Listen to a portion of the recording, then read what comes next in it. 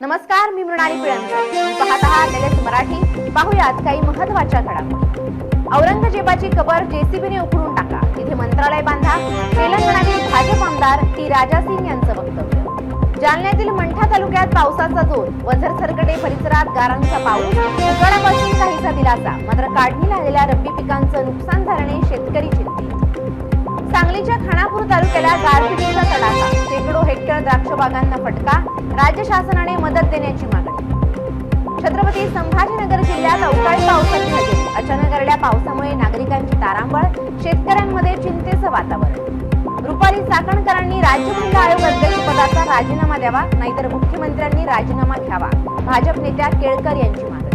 सांगलीच्या ईश्वरपूरमध्ये आमदार सदाभाऊ खोत आणि जयंत पाटील यांमध्ये रंगली टोलेबाजी. नगरपालिकेच्या वतीनं उभारण्यात आलेल्या डायलिसिस सेंटरच्या उद्घाटन प्रसंगी दोन्ही नेते सावंगा विठोबा देवस्थानचं ऐतिहासिक वैभव. शेकडो वर्षाची परंपरा जपणारं पवित्र स्थळ. गुढीपाडव्याला 72 फुटी झेंड्यांची पूजा. भक्तांसाठी थरारक आणि आकर्षणाचा केंद्र.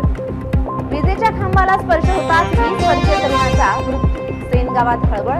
घरासमोरील खांब ठरला जीव घेणा. तरुणाचा मृत्यू. उन्हाळ्याच्या सुट्ट्यांमध्ये शिक्षकांना विश्रांती मिळणार की अतिरिक्त कामाचा बोजा येणार, याकडे लक्ष. यंदा शिक्षकांना सुट्टीऐवजी जनगणनेच्या कामात गुंतवलं जाणार. उन्हाळ्याच्या सुट्ट्यात शिक्षकांना जनगणनेचं काम करावं लागणार. अंबरनाथमध्ये डम्पिंगच्या कचऱ्याला भीषण आग. आगीमुळे परिसरात मोठ्या प्रमाणात धुराचे लोट.